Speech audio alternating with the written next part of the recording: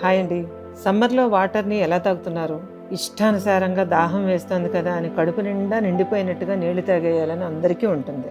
కానీ ఇందులో చాలా కిటుకు ఉందండి. ఏ రకంగానూ మీకు చెడు చేయకుండా, మీకు శరీరానికి మంచి చేసి, మీ శరీర ఉష్ణోగ్రతని సమతుల్యంగా కాపాడి అంటే బ్యాలెన్స్‌డ్ హీట్ మీ బాడీలో మెయింటైన్ చేసేటటువంటి పరిస్థితి ఒకటి ఉంది.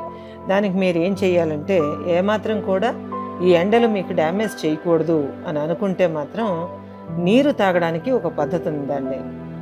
దానికి ముఖ్యంగా మీరు పాటించవలసింది టూ మచ్ కూలింగ్‌లో ఉన్న వాటరు అస్సలు తాగొద్దండి. ఫ్రిడ్జ్ వాటరు బాగా తక్కువ చేసుకొని అది సగము, మామూలు వాటర్ సగము చేసుకొని దాహం తీరేలా తాగండి. బాగా టూ మచ్ కూలింగ్‌తో ఉన్న వాటర్ తాగితే గనక చాలా రకాల దుష్ప్రభావాలకు మీ శరీరం లోనయ్యే అవకాశం ఉంది.